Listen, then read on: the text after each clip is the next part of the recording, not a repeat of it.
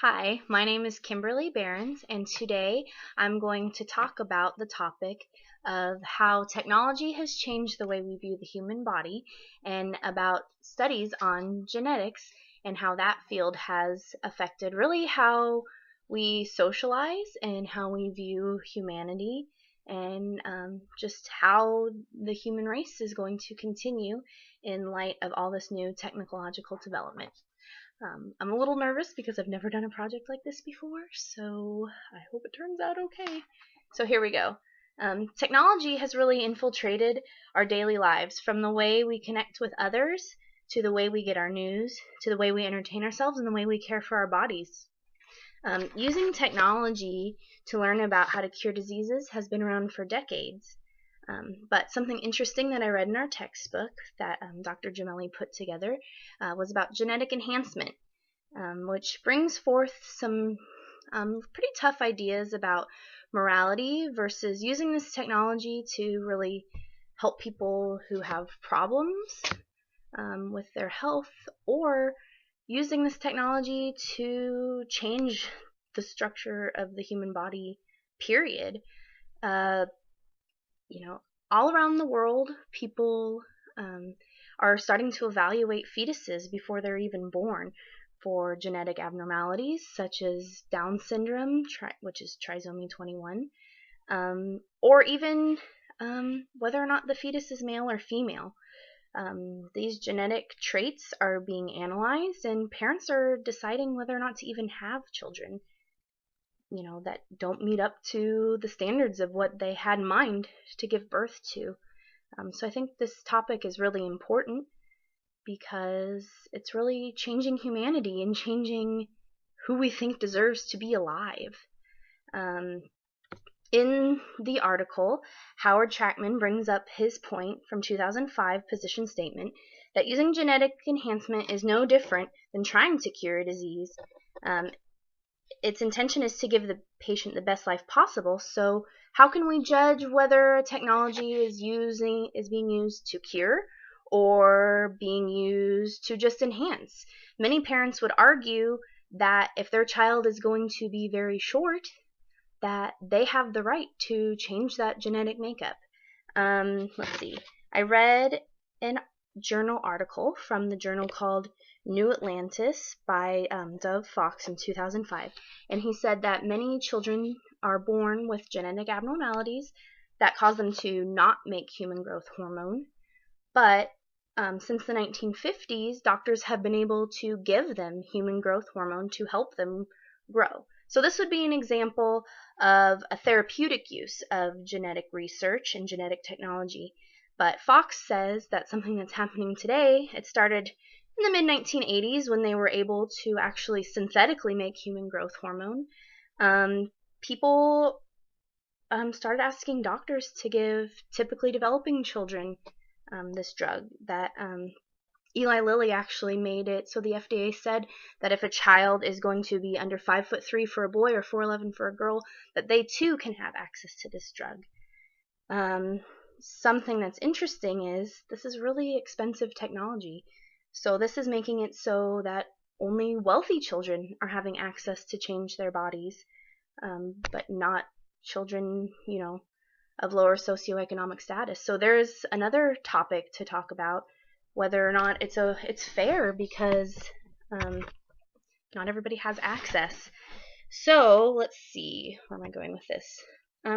So we really need to think about what is the message we're sending our children if before they're even born we're deciding whether certain traits are worthy and whether they're not. I think what's really dangerous is that we are showing our children that they might not be good enough just from the get-go. And so I have some pictures to show of where I think is the real issue is the psychology of feeling the need to be perfect, and how genetic modification really will start to make people think that just as we're born is not good enough. So here are some pictures. Here's a picture from the 1950s where women strove to actually gain weight so they didn't look too skinny. Today, on Pinterest, there are endless photos of the thigh gap and the need to be skinnier from inspiration. And here are two lovely women saying no thigh gap, no problem. I love these role models. So the reason I show these pictures is to illustrate to an audience that people already have a hard time dealing with the values of perfectionism and putting a lot of pressure on themselves to live up to society's high ideals of what the human body should look like. So what is going to happen when it's actually possibly to genetically alter our children before they're even born? I think that really psychologically is going to be so damaging to humans as a whole when some humans are thought of as undesirable. I want to read a quote from this book, Women in Health, a really good book by Catherine Strother Ratcliffe. And if you haven't taken Women in Health, you should. That's my pitch. It was an awesome class. But anyway, she says, fetal quality control not only leads to the commodification of our children, but also encourages a negative perception of individuals with undesirable characteristics. It is easy to see how it would make people less tolerant of difference. Indeed, most observers suggest that, according to blank, prenatal diagnosis, genetic screening, and characteristic selection will heighten discrimination of children born with congenital or genetic disorders. In this atmosphere, affected individuals increasingly will be viewed as unfit to be alive, as second-class citizens, or humans actually, at best, or as unnecessary persons who would not have been born if only someone would have gotten to them in time. I've got to say, I've known a lot of people in my life that maybe don't have the best genetic characteristics, but they're definitely people worth knowing. So I think it's pretty dangerous to think about not having people like that around and the implications on everybody else if you're expected to be so perfect. Go on Pinterest and type in thigh gap. It is frightening, the kinds of things that girls think that they have to look like. I guess I relate the two topics because on one side you have people trying to make perfect babies, and on the other side you have people hearing this value not only from the media and technology such as Pinterest and Facebook that is everywhere for children these days, but now they're going to hear at home, oh, we wanted you to be this way, so we picked you that way. I don't think that that's fair, and I definitely worry about the discrimination factor. Another thing that I saw when I was reading, I have to find the source for this, was, people back when slavery was abolished, what would have happened then when being dark-skinned was not desirable? Would people have wanted to genetically modify their children to be more white? It's definitely a possibility, and that's scary to think that everybody wants to be the same, because as one of my favorite singers, Miranda Lambert, says, we need all kinds of kinds. That's another good song, if you want to hear it, about just how the world is better with more different kinds of people.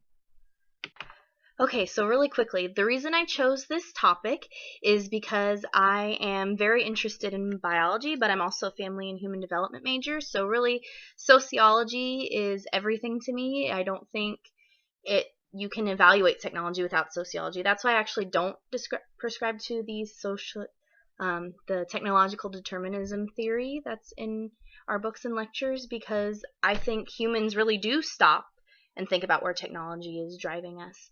And I chose this topic because also I myself have struggled with eating disorders my whole life, and trying to be perfect, it's actually made me take a lot longer to get college done because I thought I had to look like something in order to be successful, and that's not true. And then I think it should be important for others for the same reason why it's important to me, that we need to raise children in this world to be thoughtful and responsible. And sure, we want to give them every advantage possible, but let's not take being human out of it, because without being human, there really is nothing. I think you really need that human backbone to be able to survive. I think technology wouldn't be possible without humans, but if we give too much into technology, we're dehumanizing. And I chose this form of presentation because I wanted to learn how to make a video, and I wanted to be able to add my pictures, and I wanted my voice to be heard. And I hope it turned out okay. I'm really nervous about this. So anyway, thanks for listening, and I hope this made sense as well.